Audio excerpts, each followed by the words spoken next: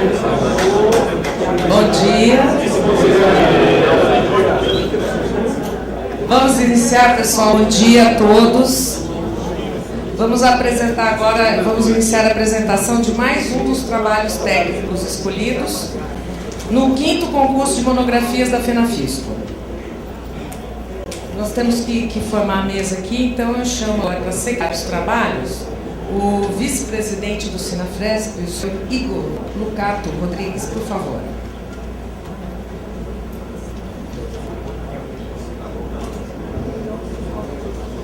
A Gilvânia Maria Viana Martins está aqui? Gilvânia? Vamos chamando. Nicolas. Nicolas não veio. Gilson Coelho. Gielson Coelho, por favor. Temos mais um.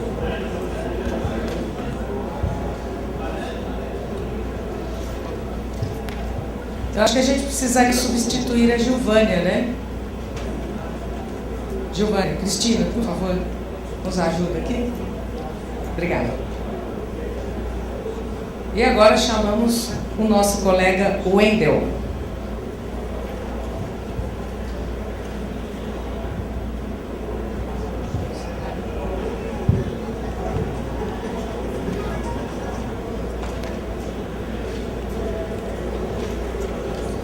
Pessoal, o trabalho que será apresentado é a incidência tributária do ICMS nas importações pela internet. Foi feito pelo nosso colega Wendel, de São Paulo, do nosso colega do Sinafresp. Ele é agente fiscal de rendas na Secretaria da Fazenda de São Paulo, bacharel em administração pela Universidade Federal de Minas Gerais, bacharel em direito pela Universidade de Taubaté. Trabalhou 5 anos como julgador fiscal na Delegacia Tributária de Julgamento de Bauru e está há 3 anos como assistente fiscal na Delegacia Tributária do Vale do Paraíba. Sem mais delongas, né? Vamos passar a palavra para o colega para fazer a apresentação. Tenho certeza que é um trabalho excelente. O Wendel é um dos nossos jovens talentos que recebemos recentemente, né, do concurso de 2006. Exatamente. Nós tivemos mais um concurso em 2009, mais um concurso em 2013, então nós fizemos uma renovação muito grande nos quadros da Secretaria da Fazenda de São Paulo. E aqui temos mais um jovem talento para apresentar um trabalho que com certeza será muito bom para todos nós aqui. Obrigada, Wendel. Obrigado, bom dia. Seguinte, o trabalho ele trata da incidência tributária do ICMS das importações pela internet e ele surgiu justamente de operações que eu próprio faço, que é compras no eBay, esse tipo de coisa, de Extreme, e eu percebo que todo esse tipo de compra que eu faço, o ICMS não incide. Entra no estado, eu pego a mercadoria lá no correio, mas nunca incide ICMS.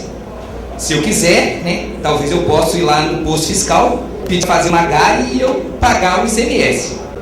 Eu que sou fiscal nunca fiz, imagina o pessoal normalmente. Eu acho que ninguém faz, né? Então, aí eu comecei a pensar o que acontecia, por que o pessoal que tem essa falha. Aí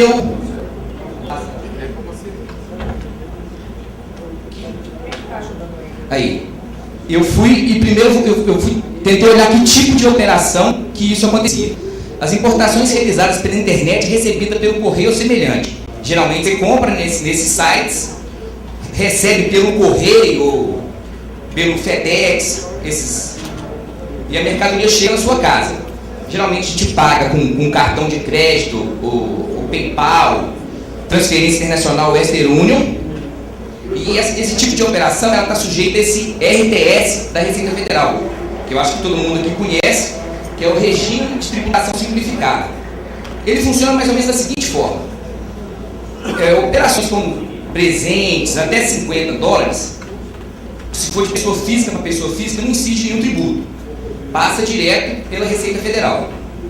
De 50 até 500, ele está sujeito a esse RTS e paga uma alíquota de 60%, que engloba o II, o IPI e todos aqueles impostos federais, mas não é sujeito à análise da nota nem conferência de mercadoria.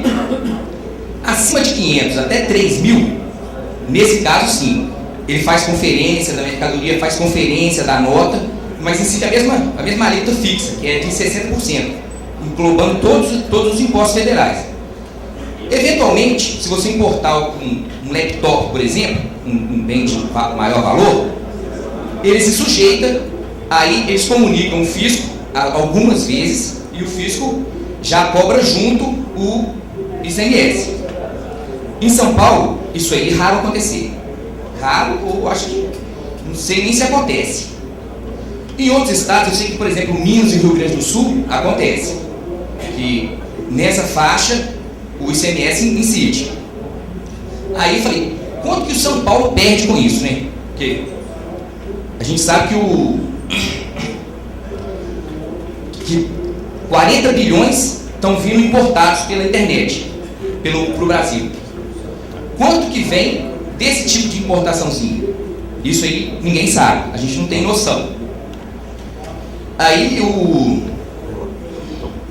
já falei isso, né? O RTS não se aplica à importação de bebidas alcoólicas, fumos e produtos de tabacaria.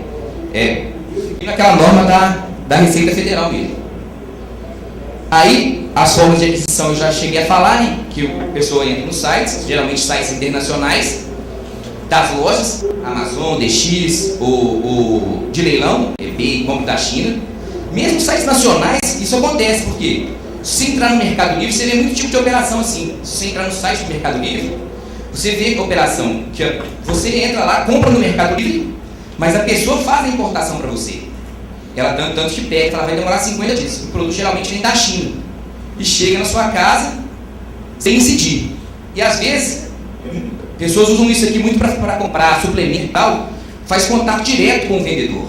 Conhece alguém que conheceu um vendedor no exterior, manda um e-mail, o vendedor responde, eles processam a negociação no e-mail e o vendedor de lá, do exterior, manda a mercadoria para cá no correio e chega na casa do comprador.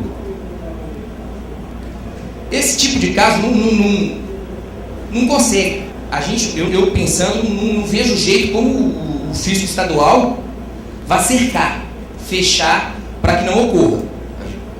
Podemos traçar hipóteses de como ele vai fazer de alguma forma, mas uma garantia de que ele vai conseguir pegar é impossível. Primeiro, porque o vendedor tem interesse de subfaturar.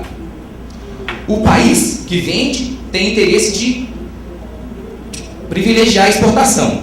E o comprador, evidentemente, não quer pagar.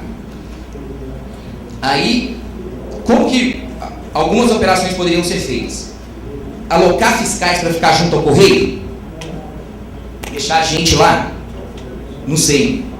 Não sei, é um tipo de cálculo que eu não cheguei a fazer. Se compensa para o Estado colocar a gente lá no correio para poder tentar cobrar. Porque custo. O fiscal custa caro. Apesar de ser muito desvalorizado, ainda custa caro para poder ficar parando pendrive no correio. Né?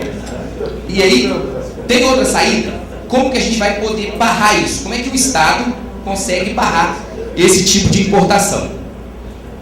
Aí, uma saída que eu pensei, fazer convênio com o correio, que alguns estados, se não me engano, acho que Piauí, algum estado assim, fez um convênio com o correio, e sempre que chegar uma mercadoria no correio, o correio, ele próprio faz a área.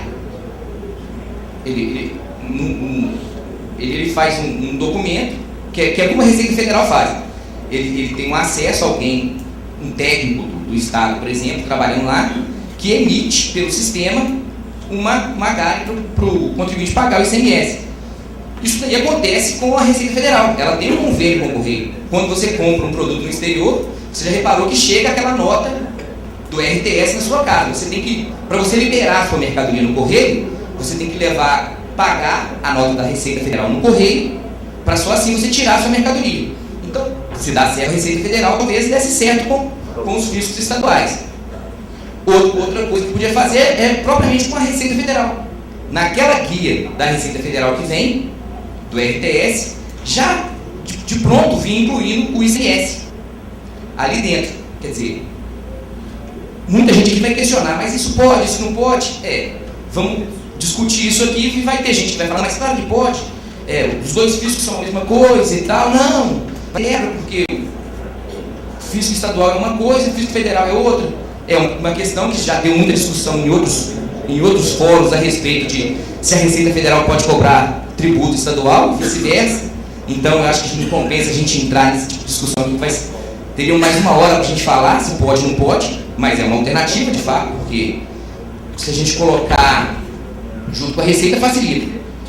Mas aí vai ter aquele outro ponto que eu estava falando, que é o seguinte: mesmo a Receita, ela perde, porque todo mundo sabe que não é tudo que entra que paga de fato, e mesmo quando entra, todo mundo compra e vai lá e coloca um valor menor na nota, ou às vezes coloca outro tipo de mercadoria que tem outro tipo de alíquota, e não tem aquela conferência física da mercadoria, confere a nota. Então, a pessoa vai lá, compra uma mercadoria que custa 5 mil e lança lá com 450. E passa. Normalmente, passa na Receita Federal. Eventualmente, uma ou outra barra, e eles verificam, pô, esse laptop aqui ele custa 5 mil, e lançou aqui 4 mil. Então, é outra questão, mas aí vai resolver uma parte, porque pelo menos o que a Receita Federal pega, a gente vai pegar. Passei.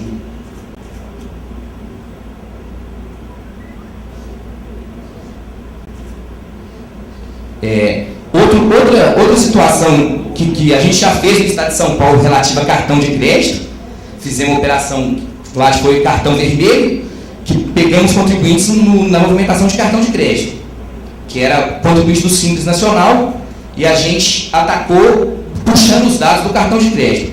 É outra questão que vai dar discussão, a gente não pode entrar aqui, que lá deu ampla discussão, se pode, se não pode, se é sigilo bancário, se não é, mas fizemos, deu certo, recebemos. Então, se fizesse na importação, buscasse o dado do contribuinte, o que ele comprou no cartão de crédito ali e pagou em outra moeda, só isso já ia saber também quem comprou, quem compra mais.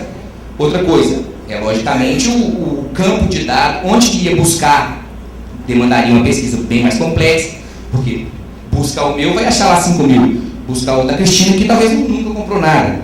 Então, como que busca isso? Busca todo mundo? Desenvolve um sistema para poder garimpar? Fácil também, eu acho que consegue um sistema para garimpar esse tipo de dado. A legalidade.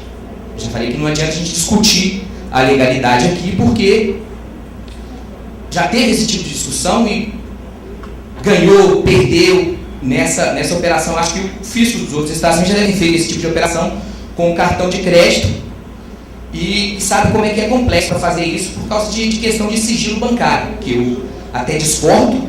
Eu acho que a fatura do cartão de crédito não tem nada a ver com o sigilo bancário, mas 90% aqui vai defender a gente, fala que tem tudo a ver, então cada um defende sua postura. Aí, mais ou menos é isso. Vou ser mais rápido, porque acho que estou me demorando demais, então eu vou agilizar aqui a conversa e vou passar por um fato curioso aqui que eu vi, que é o que me chamou muita atenção, é o cálculo do ICMS importação. Esse cálculo ele vale para todo tipo de importação, não só são realizadas pela internet, mas todo tipo de cálculo.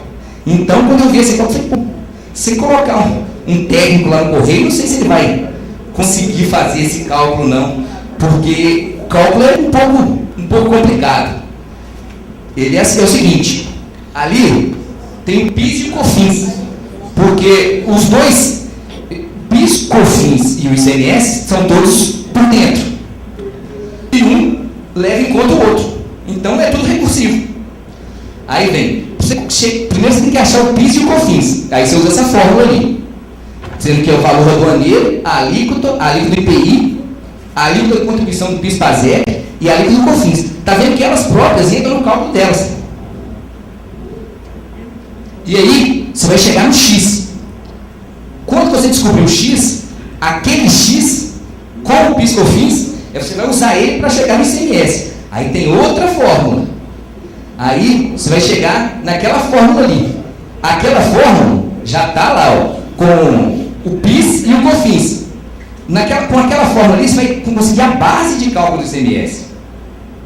Depois que você conseguir a base de cálculo, aí sim, você coloca a alíquota. Então, quer dizer, o cálculo é complexo, não é qualquer um que faz. Existe sistema, pelo que eu descobri, a Receita Federal tem sistema para fazer isso. Agora, o problema, além de tudo, é que quando você vai fazer o cálculo, por mais que tenha sistema, precisa de alguém especializado para fazer esse cálculo. Porque não adianta você chegar lá e qual que é o valor do DI? E qual que é a alíquota do IRI? Qual que é do IPI? Se você pegar alguém que não seja especializado, isso daqui vai provocar uma série de erros. Então, vai dificultar mais ainda a resolução do problema e não vai ter saída. Então, não adianta você discutir o cálculo como técnico. Para operacionalizar, pessoas, vocês aí, deveriam pensar em saídas para a gente um dia poder, o Estado, poder gravar esse tipo de operação, que são as operações de importação que são realizadas pela internet. Eu acho que é só. Muito obrigado.